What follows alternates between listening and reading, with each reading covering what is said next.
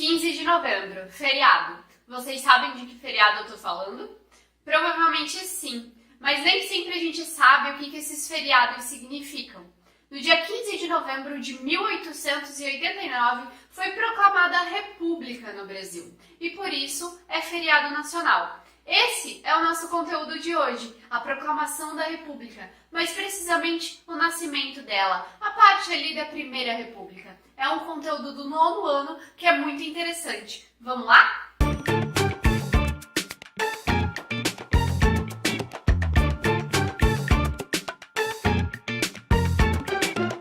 Em 1888, a escravidão tinha sido abolida no Brasil.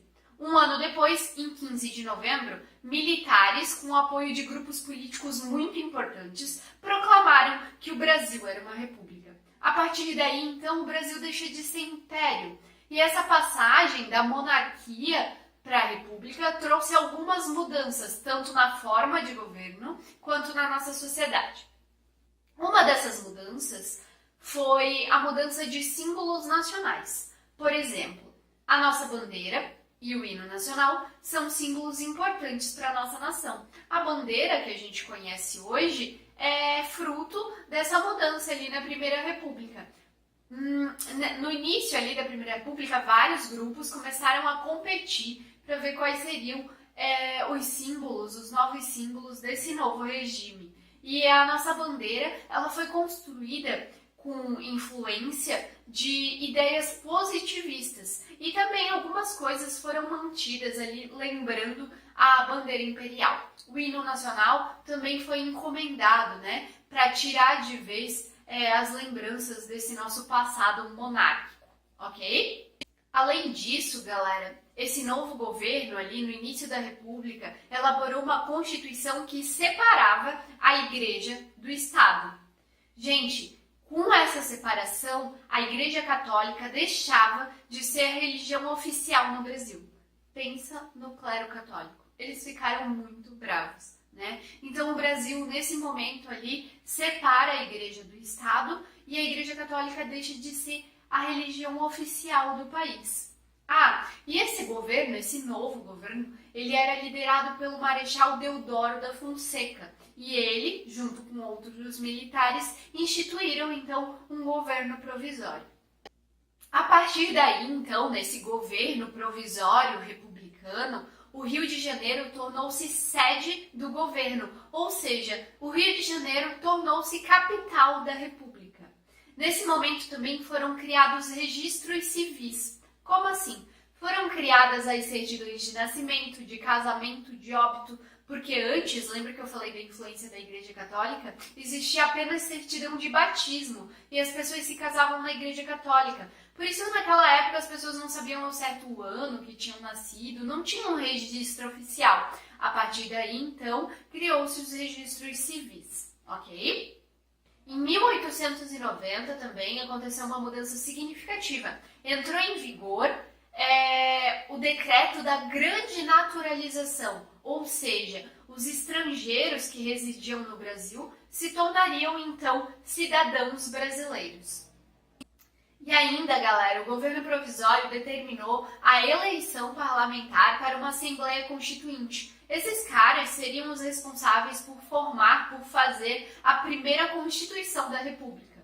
Ok, galera, essas foram algumas das mudanças ali que aconteceram no início. Só que o governo Deodoro da Fonseca não foi muito bom. Aconteceram alguns problemas, então ele acabou renunciando antes do tempo, antes de terminar o mandato dele. Nessa época ali do governo do Deodoro da Fonseca, Rui Barbosa, que era ministro da Fazenda, implantou uma política econômica que gerou, veja só, uma crise econômica. Essa política ficou conhecida como encilhamento.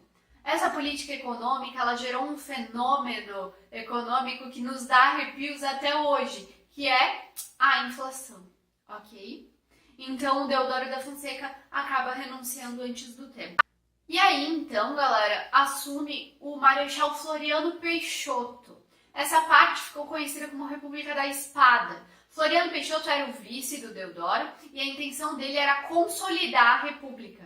Só que ele também enfrentou muitos problemas, inclusive 2 revoltas. a Revolução Federalista no Rio Grande do Sul e a Revolta da Armada no Rio de Janeiro. Se puderem, pesquisem sobre isso porque também é importante, ok? Mesmo assim, gente, com todos esses problemas, o Marechal Floriano Peixoto entregou o seu governo com a República consolidada. Em 1894, no dia 15 de novembro, ele entregou a faixa presidencial para o civil Prudente de Moraes, que venceu as eleições ali nesse mesmo ano. Esse período inicial da República, que a gente chama de República da Espada, a gente chama assim porque foi comandado ali por uma junta militar. A partir de agora, a gente vai entrar num período de 1894 até 1930, que a gente chama de República Oligárquica, ok? Gente, o Prudente de Moraes, ele representava as elites paulistas. Na Primeira República, os fazendeiros, eles dominavam a política no país. Isso é herança lá do Império. E eles eles formavam estados oligárquicos. Os mais importantes ali eram São Paulo e Minas Gerais.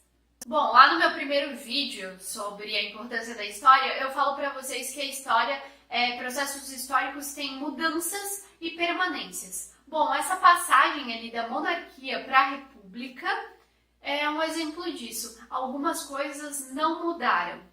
As desigualdades sociais e étnicas, a exclusão da maioria da população, essas coisas não tiveram nenhuma alteração significativa. Mas o que mudou mesmo foi o regime político, que trocou ali. A gente não tem mais um imperador e agora a gente tem um presidente eleito, ok? Ok. Só que os chefes locais, chamados de coronéis, também não mudaram. E eles controlavam a vida do interior do país desde a época do Império, a herança do Império, lembra que eu acabei de falar? E eles tinham o apoio dos grandes proprietários de terra. O que a gente pode entender com isso? Que o sistema político ali ainda não garantia que o voto representasse a vontade dos eleitores. Por quê? Porque não tinha uma justiça eleitoral para organizar as eleições e nem para evitar a fraude. Então, quem organizava as eleições? Os coronéis. E aí surge o tal do voto de cabresto. Os coronéis, eles exigiam que os eleitores votassem nos candidatos indicados por ele. E aí surgia vários tipos de fraude, não tinha como controlar isso ou como fiscalizar. Era fraude nas eleições, era troca de favor para receber o voto. Então isso acontecia de uma forma muito desenfreada. Era muito difícil um candidato da oposição se eleger. E geralmente os coronéis tinham uma boa relação com o presidente de estado, que equivale ao cargo de governador do estado que a gente conhece. Então os coronéis tinham uma boa relação aí com eles e eles ajudavam financeiramente, soltando a grana ali, verba para esse município, e aí os coronéis faziam obras públicas, né, construíam estradas, pontes, assim por diante, e aí conseguiam o prestígio da população para indicar os candidatos que eles queriam, ok? Depois, galera, com a eleição de Campos Salles em 1898, surge a política dos governadores, que era mais ou menos um apoio mútuo ali entre todas as oligarquias. O presidente do estado apoiava o governo do federal apoiava o presidente do estado, que apoiava os coronéis, e aí todo mundo se apoiava e saía ganhando, ok? Era mais ou menos isso que acontecia. Entendam que tudo isso afastava ainda mais a população das decisões políticas e dava menos espaço aí para uma oposição ganhar a eleição.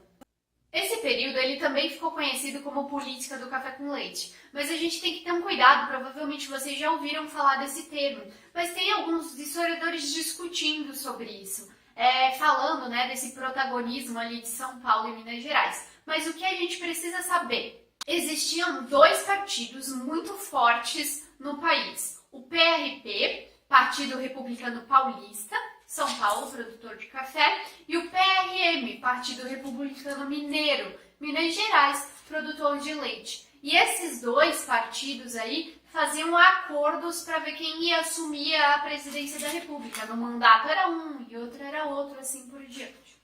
O café, já que a gente tocou nesse assunto, o café foi destaque na economia na Primeira República e ele também influenciou para que outras atividades econômicas fossem desenvolvidas. Como assim, professora? Bom, para escoar a produção do café, a gente precisou construir estradas, a gente precisou construir ferrovias, a gente precisou construir ali uma indústria de navegação, casas de câmbio, afinal o café é exportado para outros lugares, construir bancos e a gente também precisou construir todo um comércio local, porque, por exemplo, a galera trabalhava lá na produção de café, sol na cabeça, precisava comprar chapéu. Então, vamos abrir ali uma lojinha que vende chapéu. E aí construiu-se todo um comércio ao redor, né, dessa produção do café. Também desenvolveu-se as cidades, assim por diante. Tudo bem? Além do café, o Brasil também exportou outros produtos, como o cacau e a borracha da Amazônia. Pessoal, se vocês tiverem um tempo, pesquisem sobre os seringueiros, sobre os seringais. É muito legal para vocês entenderem um pouco da nossa história. São comunidades tradicionais muito importantes, que merecem atenção e respeito, tá? Pesquisem sobre isso. Se vocês quiserem, deixem ali nos comentários e quem sabe a gente faz um vídeo especial sobre isso, inclusive sobre comunidades tradicionais. Beleza? Pessoal, para começar a encerrar, então, uma coisa que a gente precisa saber também é que o desenvolvimento industrial do nosso país se deve ali à expansão da cafeicultura. Mas o que a gente precisa entender? A condição dos operários, a vida dos operários ali nessa época não eram fáceis. Eles não tinham condições adequadas de trabalho, eram bem precárias, os salários eram muito baixos, as rotinas de trabalho elas eram exaustivas, né? Não tinha nenhuma lei que dizia, olha, você só pode trabalhar 8 horas por dia, então eles trabalhavam muito mais. Não tinha nenhuma lei trabalhista que garantisse férias ou 13º ou indenização, né? Caso você fosse demitido, então você podia ser demitido e readmitido quando o patrão bem entendesse. E a partir disso começaram a surgir muitas revoltas e reivindicações desses operários. E a partir desse momento começaram a se formar as primeiras organizações operárias, os sindicatos. Os sindicatos surgiram para lutar por mais direitos trabalhistas. Beleza? Pessoal, para encerrar de verdade, então, é importante que vocês saibam que no primeiro tempo ali, nos primeiros tempos da Primeira República, ocorreram muitas revoltas e contestações populares. As pessoas estavam insatisfeitas e essas revoltas acabaram por ameaçar ali os grupos políticos e os grupos oligárquicos. Todas essas revoltas são muito importantes para entender a nossa história. Eu não vou falar aqui, porque senão esse vídeo vai ficar muito longo, mas se vocês quiserem aprender sobre alguma delas, comentem ali embaixo que quem sabe a gente faça algum vídeo sobre isso. Beleza? Pessoal, sobre a Primeira República é isso, né? É um resumão, aí tem muita coisa para ser esclarecida, mas é um resumão para vocês entenderem melhor o conteúdo. Eu espero que vocês tenham gostado, como sempre. Deixem um like ali pra mim. Quem não se inscreveu, se inscreve, indica pros amigos. A gente faz esses vídeos, como eu já falei, com muito carinho para vocês entenderem melhor um pouquinho sobre o conteúdo, sobre a disciplina de História. Muito obrigada pelo carinho, pelas mensagens que eu tenho recebido. Esperem pelo próximo vídeo, beleza? Entrou em vigor e convocou eleições para eleger, não